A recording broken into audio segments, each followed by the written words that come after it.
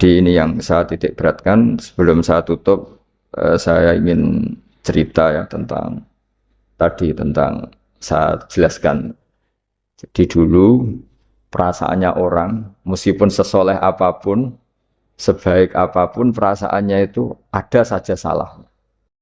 Sehingga kalau dalam makalah paling terkenal yang didawuhkan Robi Adawiyah itu wastighfaruna yahtaju ilal sudah minta maaf sama Allah saja. Sebetulnya dalam minta maaf ini juga butuh istighfar lagi. Karena orang minta maaf itu kadang-kadang ya ingin mendapat yang lebih. Ada orang punya utang itu tanggungan sama istrinya karena sering masalah itu. Itu minta maaf itu ya supaya bisa utang lagi. Jadi gayanya minta maaf tapi supaya bisa utang lagi. Mungkin kita kalau punya utang sama orang lain gayanya minta maaf tapi supaya punya akses utang lagi. Itu namanya minta maaf tapi ada masalah. Nah jangan-jangan istighfar kita sama Allah juga gitu. Istighfar sama Allah tapi minta dimaklumi kalau salah lagi. Nah di sini karena masih ada tercampur mental seperti ini kata Rabi Adawiyah wastighfaruna yahtaju ila istighfar. Ketika kita istighfar itu masih butuh istighfar yang lain. Nah dalam kebaikan juga gitu. Ketika kita baik jadi orang soleh, ternyata bawaan kita ingin dihormati. Dulu sebelum kita soleh itu ya kalau di majelis di belakang nggak tersinggung, nggak diperlakukan khusus nggak tersinggung. Tapi setelah kita soleh, setelah kita kiai, setelah kita dosen, setelah kita rektor, kalau nggak duduk di depan tuh kayak nggak diregani. Itu ya termasuk mental-mental yang kurang baik kalau dalam ilmu tasawuf. Justru setelah kita terpelajar, malah permintaannya aneh-aneh. Padahal agama ini hanya mengajarkan wa ma umiru illa liya'budu wa mukhlishina lahuddin. Agama ini hanya mengajarkan kalau ingin jadi orang soleh yang ikhlas. Kalau ingin jadi dosen, dosen yang ikhlas. Kalau ingin jadi guru, ya guru yang ikhlas. Karena biaya ndak ikhlas itu mahal sekali. Dan kalau sudah mahal sekali ini negara bisa jebol, sistem sosial bisa jebol. Jadi ini hal-hal yang khas kiai karena kalau yang kajian kampus saya yakin Pak Rektor, Pak Wakil Rektor dan Pak Ketua Yayasan lebih tahu, anak-anak mahasiswa lebih tahu.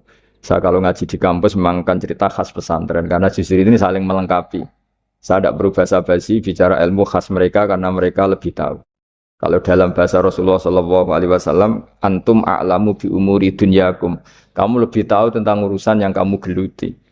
Tapi kalau urusan akhirat, urusan agama mungkin karena kita yang menekuni itu mungkin kita lebih utara ilmu yang saya utarakan hari ini, sore ini bahwa orang soleh sendiri itu sebetulnya nanti masih ditanya sama Allah tadi. Kenapa kamu nyembah saya? Karena ingin masuk surga. Kenapa kamu nyembah saya? Takut neraka. Lalu kamu tidak hormat saya, kata Allah. Ketika saya tidak bikin surga, tidak bikin neraka. Akhirnya mereka sadar bahwa ibadah itu harus murni karena Allah Subhanahu wa Ta'ala. Bukan karena takut masuk neraka, juga bukan karena ingin masuk surga. Ya sama seperti kita mencintai anak kita, yaitu sebagai karena anak kita. Jangan karena anak kita ringkeng satu, anak kita kumplot. Lalu terus kita membiarkan anak kita saat ada naik kelas. Toh tetap anak kita. Saya mencintai suami saya karena dosen penghasilannya banyak. Lalu suatu saat kalau ada masalah di PHK atau ada masalah terus tidak suami kami. Makanya di sini agama itu sangat menyarankan kesejatian. Jadi dia suami kita, dia anak kita, apapun kondisinya. Nah kira-kira gitulah, ikhlas itu kira-kira seperti itu. Jadi jangan sampai alasan-alasan yang bersifat materialistik itu yang menjadikan kita mencintai istri karena cantik, mencintai suami karena hasilnya besar. Suatu saat kalau itu berubah, kita akan masalah. Di sini agama menyarankan ikhlas, ikhlas, ikhlas. Makanya semua kitab di khazanah kita dimulai bab niat. Bab niat. Niat itu begini. Sehingga ada seorang yang tanya, kenapa ahli surga masuk surga selamanya? Padahal amalnya paling banter 80 tahun. Tetapi kenapa ahli neraka akhirnya masuk neraka sampai selamanya? Padahal kalaupun dia bejat hanya 80 tahun. Itu dijawab oleh ulama-ulama. Orang mukmin itu berkomitmen akan iman andikan hidupnya selama-lamanya. Sehingga dibalas dengan masuk surga selama-lamanya. Sementara orang yang fasik, yang berbuat hanya mengumbar nafsu, bayangan dia kalaupun hidup 1000 tahun ya akan begitu terus. Dan dia ketika mati dengan status, dia berencana andaikan sehat, maksiat terus. Karena punya rencana seperti itu diganjar neraka yang selamanya. Maka saya mohon niat ini juga yang harus mengilhami para rektor, para dosen. Andai kan sudah ada jabat pun tetap berkomitmen pada institusinya, pada yayasannya. Jangan kalau jabat serius, kali jabat malah ganggu. Ya, itu nggak boleh. Harus. Saya sendiri juga gitu. Saya populer apa enggak, saya keren apa enggak, saya akan berkomitmen tetap mengkhidmati agama. Nah, dengan seperti itu berarti sudah diniatin solihatin, punya niat yang baik. Saya kira demikian karena memang suasananya apa masih pandemi, tapi ya tetap terima kasih meskipun lewat virtual, tapi saya mohon sekali komitmen ikhlas ini dan tawadhu ini. Karena bernegara itu kalau negara mungkin jaganya kan lewat tentara, lewat polisi, lewat institusi, lewat aturan-aturan itu semua orang supaya merasa tertib. Tapi kita sebagai kiai tertib itu dimulai cara tawaduk tadi, karena kita tidak merasa paling benar sehingga hubungan dengan siapapun kita akan baik. Tapi kalau sudah orang merasa benar sendiri, bahkan saya dengan anak saya itu ya sering takut. Ya karena jangan-jangan benar anak saya. Saya berkali-kali cerita di mana-mana, bapak saya itu kalau ada santri sedang guyon mau manggil itu gak jadi. Padahal beliau ingin memerintahkan untuk urusan apa? Alasannya bahagia itu mahal, sehingga kalau saya jadi manggil ganggu bahagianya santri ini. Saking tawaduknya bapak saya. Bahagia itu mahal. Jadi kalau saya manggil pas dia bahagia mengganggu. Padahal bapak itu kiainya.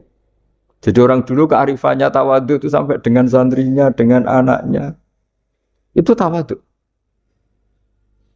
Dan ini yang menjadikan kita semua baik-baik saja ya karena tawaduk. Makanya orang kuno dulu itu kalau nasihati anaknya mau merantau itu mesti yang enggak lupa itu jolali sholat sampai wong sing apik, sing tawaduk, sing ngalah. Saya mohon kearifan ini dijaga karena kita bernegara ini sampai merdeka ya barokahnya kearifan leluhur. Kita sudah menikmati kemerdekaan sedemikian rupa itu kenapa bangsa ini bisa lolos dari penjajahan? Karena orang-orang luhur dulu itu nasihatnya tunggal tadi.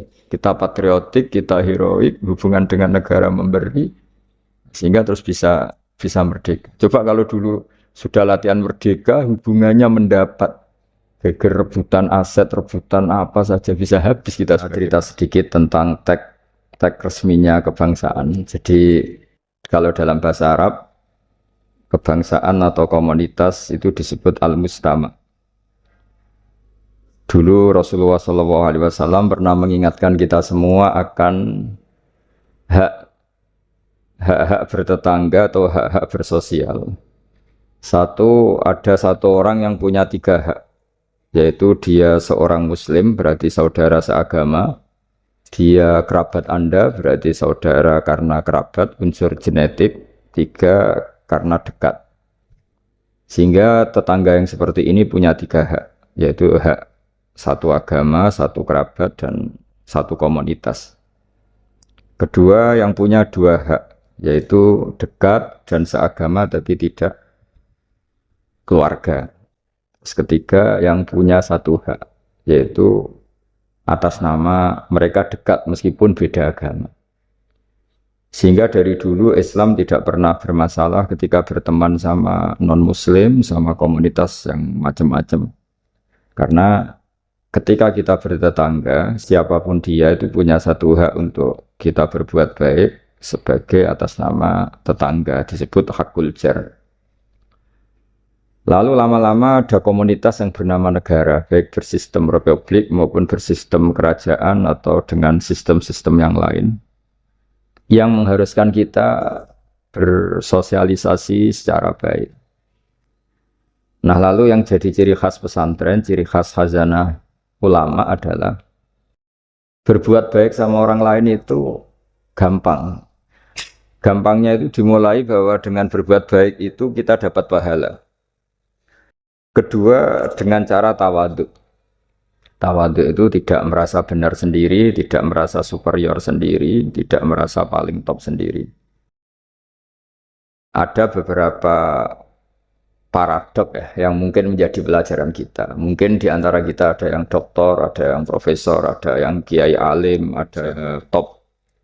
Tapi seringnya orang tuanya itu kadang-kadang itu tidak tamat SD, tidak tamat SMP. Itu. Jadi orang nggak tamat SMP bisa mengkader atau menciptakan orang sampai doktor. Kadang-kadang kita yang dokter menjadikan anak naik kelas saja susah. Pertanyaannya yang pinter itu siapa gitu. Jadi orang awam bisa menjadikan anaknya alim, doktor, kiai. Tapi setelah kita doktor, karena mungkin hidup kita mapan atau jabatan kita mentereng itu, didik anak itu susahnya bukan main. Sehingga di sini orang harus berlatih kearifan. Dulu mungkin ketika kita kecil, karena dengan segala keterbatasan keluarga kita, juga komunitas kita, atau zaman kita itu, yang menggerakkan kehidupan itu kearifan. Sehingga orang itu bawaannya sudah bijak, mengalami apa saja bijak. Misalnya nggak punya uang ya tetap punya harapan. Tapi kalau sekarang nggak, belum sudah ditabungkan, diasuransikan, sehingga orang itu kepercayaannya sama materi itu luar biasa, bergantung sama materi. Dan itu awal dari masalah ketika yang diangan-angan itu tidak ada, karena terlalu bergantung sama materi. Jika kita yang nekuni dunia ulama, nekuni dunia fikih, kita terus belajar. Belajar bahwa orang-orang top itu dilahirkan dari kearifan, bukan dari hal yang bersifat materi. Kearifan ini penting, saya beri contoh dulu. Ada orang itu kholi itu dalam bahasa Arab artinya preman. Dia preman sekali. Ketika Nabi Isa jalan-jalan dengan Hawariyin, kaum-kaum pilihan, bawaannya orang soleh itu mulai dulu itu menarik, meskipun bagi orang yang tidak soleh. Jadi saya ulang lagi, bawaannya orang soleh itu auranya menarik, meskipun bagi yang tidak soleh. Singkat cerita, preman ini spontan ingin bergabung derekno Nabi Isa dan Hawariyin ini. Tapi apa yang terjadi? Si Hawari ini, pendereknya Nabi Isa itu mempercepat jalannya karena beliau nggak mau sejajar dengan preman tadi. Si preman melambatkan jalannya karena nggak ingin setara atau segaris dengan yang Hawari karena merasa tidak soleh. Masa orang tidak soleh kok jalan bersama orang soleh? Itu merasa nggak pantas. Lah yang Hawariin merasa ingin cepat karena angkuhnya, nggak ingin jajar orang preman. Itu juga Allah memberi wahyu kepada Nabi Isa. Wahai Isa, bilang ke santri kamu itu yang orang Hawariin, semua kebaikannya saya hapus. Dan bilang sama yang preman itu semua keburukannya tak hapus. Yang satu dihapus kebaikannya karena angkuh, yang satu dihapus kejelekannya karena tawadu. Kata Allah, liyas ta'nifa al-amalah. Dua-duanya harus mulai dari nol untuk menjadi orang baik. Yang satu kehilangan semua kebaikannya, yang satu kehilangan semua keburukannya. Sehingga dari cerita-cerita kitab seperti ini di kitab Ihya, saya menyaksikan sendiri guru saya Kiai Haji Maimun Zubair, bapak saya mulai cerita orang-orang soleh dulu. Itu bertetangga dengan siapapun nggak masalah. Karena ada orang yang sedang fasik, sedang preman, sedang itu dibahasakan sedang itu nggak ada jaminan kalau berakhir dengan seperti itu. Jadi bagian dari kearifan kiai-kiai berbangsa dan bernegara karena tidak pernah menstigmasi bahwa orang lain itu lebih buruk ketimbang kita. Sehingga ya kita nyaman saja. Nyaman berteman siapa saja karena kita tidak pernah punya perasaan lebih baik. Nah di sini kenapa para kiai itu fleksibel berteman berbagai kelompok karena tidak pernah merasa lebih baik. Atau dalam bahasa terkenalnya disebut tawadhu. Jadi ketika orang merasa lebih baik, maka akan ada keangkuhan. Keangkuhan ini melahirkan sentimen. Sentimen ini lama-lama menjadikan sosial yang nggak sehat, bisa chaos. Nah dari pelajaran itu, akhirnya kita cara bernegara, kita cara bersosialisasi itu ya nyaman-nyaman saja. Karena Allah Ta'ala itu membuat status sebenarnya itu di akhir. Disebut husnul khotimah atau su'ul khotimah. Jadi banyak di cerita orang-orang dulu, orang yang nyantri dari awal niat nyantri, nggak jadi wali. Sunan Kalijogo yang pertama kenal Sunan Bonang karena ingin garong, karena ingin begal. Dalam cerita-cerita yang legendaris itu justru jadi santrinya dan jadi wali. Jadi perkenalan yang awalnya tidak baik, berakhir dengan baik. Kadang-kadang perkenalan yang baik berakhir dengan kroni, dengan macam-macam yang tidak baik.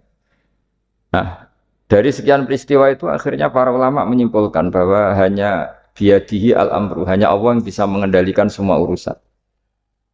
Sampai-sampai Nabi misalnya kurang berkenan sama namanya Wahsy, karena Wahsy itu pembunuh Sayyid Hamzah. paman yang paling dicintai Rasulullah.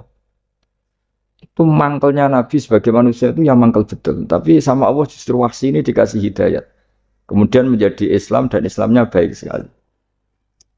Dan dulu ada sahabat namanya Sa'labah itu pecinta masjid, sering ibadah. Tapi karena mungkin saking overnya atau gimana, dia trauma jadi orang soleh, malah jadi orang nggak bener. Cerita-cerita seperti ini tuh memang nggak bisa digeneralisir, nggak bisa digeneralisir untuk curiga sama orang-orang soleh. Tapi saya pastikan cerita seperti ini tuh melahirkan kearifan bahwa manusia itu akan selalu dalam tanda petik ketakutan, dalam kekhawatiran bahwa mereka tidak bisa mengakhiri hidupnya dengan baik. Sehingga di sini melahirkan kearifan, dan dari kearifan itu kita bernegara itu akan baik, karena kita tidak mungkin menstigmasi kelompok lain itu sangat buruk atau sangat bahaya atau ancaman, karena kita sama-sama punya kearifan untuk berkawan bersosialisasi. Dalam kitab-kitab yang saya baca, ini karena acara kampus, muhasabah yang sebenarnya itu ya dimulai dari hal-hal seperti ini. Saya sering baca kitab namanya kitab Al-Hikam. Itu beri satu pemikiran besar bahwa yang kita kira baik itu ya orang lain itu. Jadi kiai-kiai kecil itu kan lakunya itu ya di acara-acara kecil itu. Ya kalau kiai besarnya datang pasti ini enggak keduman itu. Jadi acara manakipan kok kiai besar datang, wong jadi lakon itu pendak ada acara gitu saja kok yang besar datang pasti jadi tidak laku itu. Ada acara seminar di SMP kok yang datang rektor Unifek itu kan terus enggak payu yang narasumber kecil-kecil itu. Jadi dibalik datang yang niatnya merakyat justru menutup atau memahjubkan orang-orang yang harusnya jadi aktor di situ. Itu kan ibarat kita bikin toko besar di daerah-daerah tertinggal. Niatnya baik supaya daerah itu maju, kebutuhannya terpenuhi. Tapi ini yang retail-retail kecil menjadi terancam. Nah, di sini terus ada kearifan dalam kitab hikam yang dijelaskan itu. Manusia itu siapa? Manusia itu orang yang saat baik saja itu ada jeleknya, apalagi saat jelek. Dulu bapak saya sering guyon itu, kalau ada imam masjid istiqomah jadi imam terus. Sampai tua jadi imam tuh kan seringnya dipuji istiqomah, tapi kata bapak saya itu karena dia istiqomah itu udah ada kader sampai orang lain frustasi jadi imam itu. Jadi di balik istiqomahnya ini sebetulnya memahjubkan sekian kader imam gitu. Karena terus orang lain jadi imam nggak berani gitu. Dan akhirnya nggak ada kaderisasi. Tapi misalnya dia pelin-pelan juga tidak baik, masa imam kok pelin-pelan kadang hadir kadang enggak. Orang yang terlalu mencintai istri juga gitu. Kalau terlalu harmonis pasti ibunya terancam, saudara-saudara keluarganya terancam, sehingga hubungan sosialnya dengan keluarganya kurang baik. Begitu juga dengan teman-temannya. Tapi kalau agama menyarankan dengan istri tidak mesra juga keliru, masa menyarankan begitu. Tapi kalau terlalu mesra pasti hak-haknya yang lain terganggu. Nah ini yang disebut muhasabah. Muhasabah itu kata kitab hikam, kita harus mengevaluasi bahkan dalam hal-hal yang tadi, yang baik. Termasuk dalam kitab itu dijelaskan bahkan minta surga saja atau minta neraka itu ya kadang-kadang kurang baik. Bukan karena mintanya yang kurang baik begini. Orang soleh, ini cerita orang soleh. Nanti orang-orang yang soleh itu kalau ketemu Allah itu masih digojlok lah, masih agak-agak disalahkan gitu. Kenapa kamu ibadah terus itu? Gusti karena saya ingin masuk surga. Yang satu ditanya, kenapa kamu ibadah serius? Karena saya takut masuk neraka. Akhirnya Allah ngendikan masyhur itu dalam hadis. Laulam akhluk jannatan wala naron, alam akun ahlan an uto'a. Lalu andaikan saya tidak bikin surga atau neraka, lalu kamu tidak nyembah saya. Berarti kamu nyembah saya karena saya bikin surga, saya bikin neraka. Andaikan saya tidak bikin surga atau bikin neraka, berarti kamu tidak nyembah saya. Kaget orang soleh ini. Padahal Allah selalu Tuhan meskipun tidak bikin surga dan tidak bikin neraka. Tapi orang bisa baik itu karena dimotivasi ada surga dan neraka. Tapi andaikan kita menyembah Allah karena surga karena neraka, problemnya lalu kalau Allah tidak bikin surga apa neraka, apa kita terus tidak baik? Tidak menyembah Allah. Sehingga kalau di Quran itu ada fattakun nar, tapi ada fattakun ya ulil albab. Takutlah kepada saya kalau kamu punya akal. Jadi takutnya bukan kepada tidak masuk surga atau takut masuk neraka, tapi takutnya pada Allah Subhanahu wa Ta'ala. Begitu juga hubungan kita dengan istri. Tidak muji istri itu gimana? Kita misalnya ditanya, kenapa kamu mencintai istri kamu? Karena dia cantik, karena dia baik. Sebenarnya kalimat itu bahaya. Bahayanya adalah berarti suatu saat Mas aku nak serayu kira seneng aku. Tapi kebetulan rata-rata istri ini diomongin gitu tuh bangga. Karena dipuji cantik. Padahal sebenarnya ini masalah. Kalau mencintai karena cantik, suatu saat pasti tidak cantik. Artinya apa? Apapun pilihan kata kita, sebenarnya ada banyak masalah. Karena tadi, menurut kitab Hikam, manusia itu siapa? Orang yang saat baik saja itu ada jeleknya. Kalau kamu mencintai seseorang karena dia baik, berarti suatu saat kalau tidak baik, kamu tidak cinta. Bukan karena kemanusiaan. Kalau kamu menyembah Allah karena surga, andikan Allah tidak bikin surga, berarti kamu tidak menyembah Allah. Padahal enggak, kita menyembah Allah, meskipun andikan Allah tidak bikin surga, tidak bikin apa? Neraka. Nah, evaluasi-evaluasi seperti ini itu dibutuhkan muhasabah, karena kita bernegara sampai sebaik ini itu barokahnya ilmu, barokahnya tawadhu. Tawadhu itu tidak pernah menvonis bahwa kelompok lain atau orang lain itu lebih baik ketimbang kita. Saya punya contoh, saya punya santri banyaklah cerita-cerita seperti ini yang tidak pati alim. Barokahnya ndak alim itu hidup di daerah-daerah tertinggal. Begitu juga di kampus lah, gara-gara dia tidak kumplot mungkin atau mahasiswa biasa mungkin hidup di daerah-daerah tertinggal. Barokahnya apa? Karena hidup di daerah tertinggal, semuanya dia itu pionir, bikin masjid sendiri, nyari-nyari tanah sendiri. Ya sudah, akhirnya dia pendiri masjid. Begitu juga anak-anak mahasiswa yang di kampung-kampung tertinggal, mungkin dia mengadakan pipanisasi dari gunung atau apalah bantu masyarakat, yang semuanya dia serba pionir. Tapi kita yang mungkin elit ya, beberapa santri yang pinter mungkin karena juara tahfidz atau juara apa, terus diumrohkan ke Mekah. Terus kalau ngaji di masjid mungkin jadi disangoni pakai uang kas masjid. Begitu juga kalau kita kumplot, mungkin beasiswa dapat dari negara kita kuliah di Jerman, di Amerika. Nah nanti pertanyaannya ketika di akhirat, itu yang santri yang nggak pinter tadi. Karena dia statusnya itu pendiri masjid. Mengadakan masjid dari tidak ada menjadi ada. Sementara kita yang terhormat, kadang-kadang hisabnya berat. Kamu ini kiai, dapat salam template dari uang masjid. Jadi hubungan kita dengan ibadah itu mendapat, yang santri dapati pinter memberi. Mahasiswa juga gitu, mahasiswa yang kurang pintar itu hubungannya dengan negara memberi. Ada daerah tertinggal yang dia sebagai pemberinya. Pemberi itu artinya mengatur daerah situ yang tertinggal punya akses jalan, barokahnya dia, punya mata air, barokahnya dia. Kadang-kadang yang pintar hubungannya dengan negara mendapat. Nah di sini namanya muhasabah. Jadi, ya tapi terus kita menyariatkan kalau gitu goblok saja Gus, ya jangan masa goblok disyariatkan. Gitu. Tapi kalau andekan semuanya pintar tuh ya kacau. Dunia ini ya kacau. Karena hubungannya pasti inginnya mendapat, bukan memberi. Nah, barokahnya hal-hal seperti ini, alhamdulillah di Indonesia TV-TV itu juga sering memberi penghormatan kepada orang-orang yang pionir di daerah-daerah tertinggal. Nah ini penting saya utarakan supaya perasaan kita berbangsa dan bernegara itu jaga empati sama yang lain, kehormatan, jaga. Saya sebagai kiai itu ya kadang-kadang itu nangis ya, di depan Allah. Orang-orang yang dulu pekerja nyari uang, ya, memang ya nyari uang. Tapi barokahnya punya iman sedikit, atau mungkin imannya ya biasa saja, kerja di Korea, bikin komunitas masjid. Mahasiswa yang di Jerman, di Amerika juga punya komunitas bikin masjid. Padahal kan di kampungnya itu mungkin orang yang sering ngerasani kiainya. Dan kurang cocok, atau masjidnya kurang gimana. Jadi kalau di daerah yang Islamnya sudah sehat itu agak-agak komplain, kerannya buntu saja sudah geger. Tapi dia ketika di daerah nggak ada masjid, berikhtiar untuk bikin masjid. Jadi komunitas kesolehan itu kadang-kadang kemapanan kalau terlalu lama itu hanya melahirkan orang ingin komplain.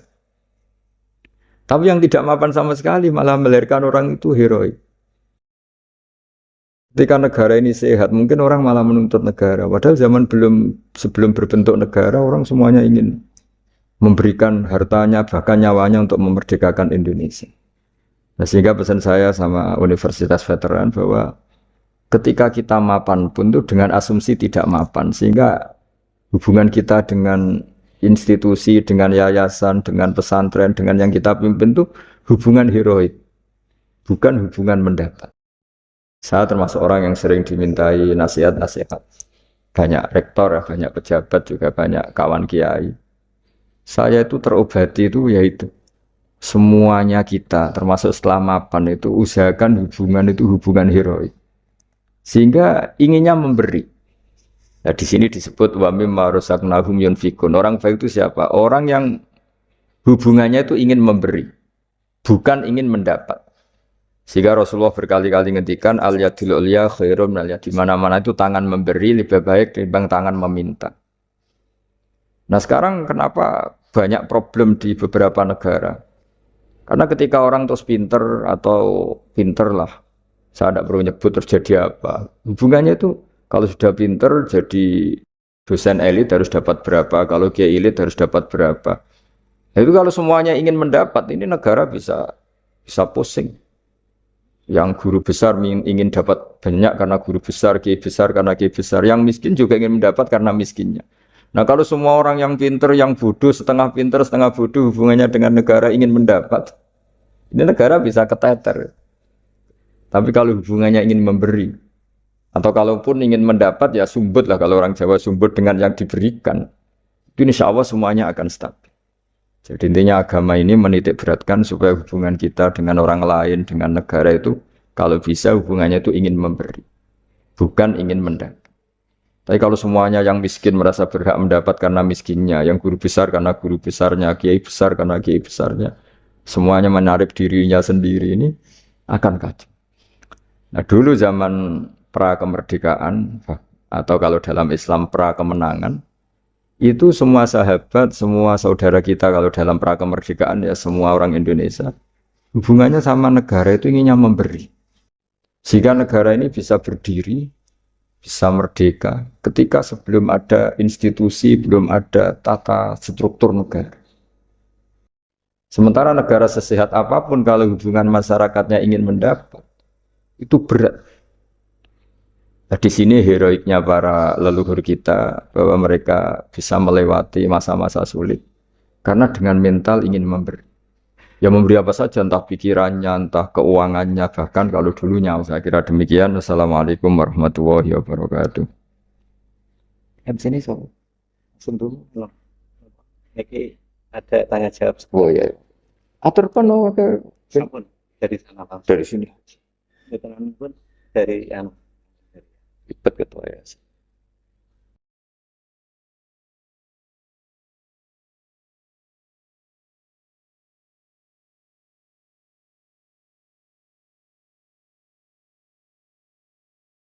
Ini di sini 20 itu lebih cair. Materi yang sangat menyebutkan hati kita semua pada sore hari ini, yang sangat berharga untuk kita pada sore hari ini. Teman-teman kita ya, begitu banyak rasanya, Gus. Jadi yang berada di gedung Al-Azhar ini dengan seluruh pesertanya, baik dari maupun dari umum, ya, sangat antusias sekali. Saya mungkin mohon izin untuk menyebutkan sedikit apa yang sudah dengarkan bersama, namun mutiara-mutiara ini dan langkah artinya menentang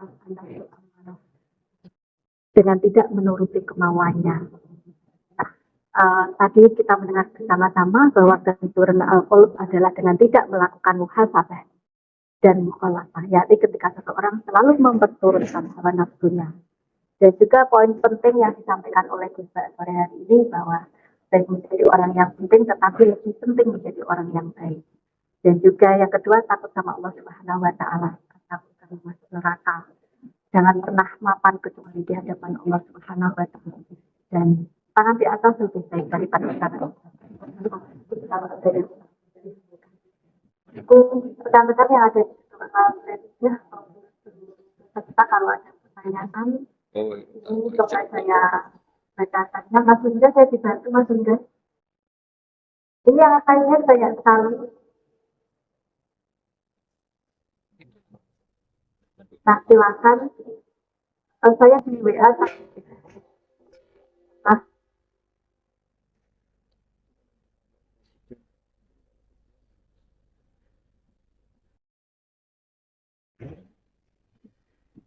sangat menarik sekali ya untuk rekan-rekan dari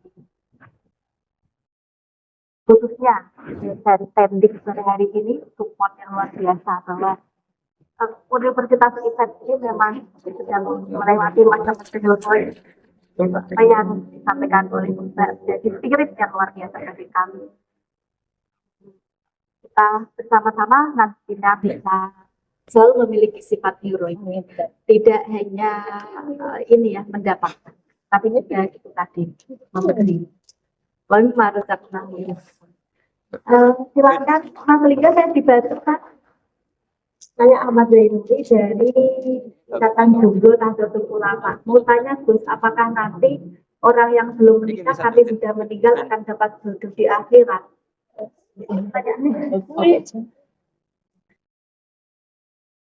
Ini ada pertanyaan seperti ini yang masuk.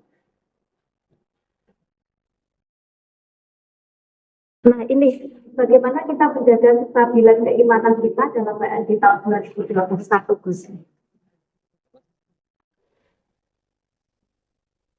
Ini ada pertanyaan dari Lanjuni Satriani.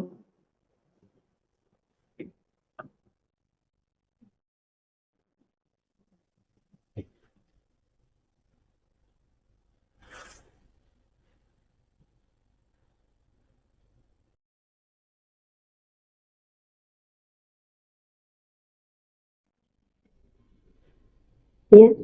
Ya, Suara tidak jelas. Ya, ini langsung lewat tadi aja.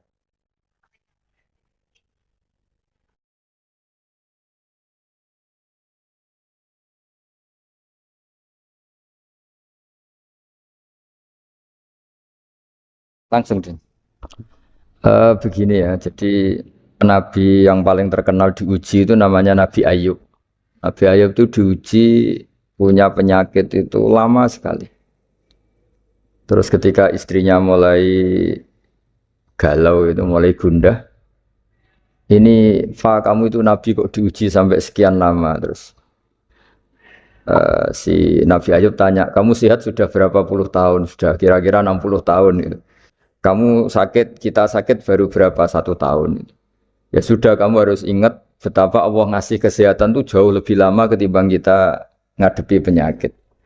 Kita kan kemarin ngadepi pandemi baru mulai pertengahan Maret sampai sekarang, dibanding kita sehat berpuluh-puluh tahun kan masih enggak ingat sisi nikmat istilahnya. Fazkuru ala Allahi la'allakum tuflihun. Jadi hidup itu hubungan dengan Allah, dengan orang lain itu harus lebih ingat sisi-sisi nikmat. Bahwa ujian ini jauh lebih ringan dibanding saat kita diberi kebaikan. Jadi sehingga nggak perlu cemas, ya sudahlah kita berikhtiar untuk menghadapi COVID ini, tapi nggak perlu cemas karena sebetulnya apa ya, nikmat yang dikasih Allah itu jauh lebih besar itu. Dan saya sering cerita bahwa ketakutan akan COVID atau ketakutan pandemi itu ya dimulai dari kita terlalu fokus.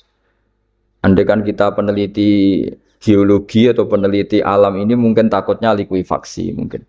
Mungkin kalau peneliti sosial takutnya Indonesia itu chaos. Mungkin kalau peneliti apa gitu ya, mungkin peneliti udara atau peneliti polusi takutnya itu polusi. Jadi ketakutan akan di antara manusia itu kan memang khasnya itu walana biluannakum bisyai'im minal khaufi wal ju'. Di antara khasnya manusia itu memang punya rasa takut. Dan rasa takut ini sesuai spesialisasi masing-masing. Kalau dokter ya takutnya hal-hal seperti itu. Takut COVID, takut pandemi, takut ini itu. Mungkin kalau pakar sosial takutnya kalau Indonesia ini chaos, saling ancam, saling menikam. Nanti takutnya orang ekonomi Indonesia ini kalau sampai mengalami kebangkrutan dan sebagainya. Tapi apapun itu kita yakin bahwa mulai dulu ada masalah, dan kita selalu bisa melewati dengan baik. Satu ya karena tawakal, dua karena ikhtiar-ikhtiar yang secukupnya untuk menghadapi pandemi ini. Ya kira-kira seperti itulah untuk menghadapi supaya kita imannya tetap stabil, karena hubungan Allah dengan kita jauh lebih banyak memberi nikmat ketimbang ujian-ujian, ada ujian kayak pandemi itu. Dengan demikian sesuai anjuran Allah, fazkuru ala Allah. Jadi orang itu disuruh ingat sisi-sisi pemberian Allah, bukan sering ingat sisi-sisi ujian Allah Subhanahu wa taala. Wes,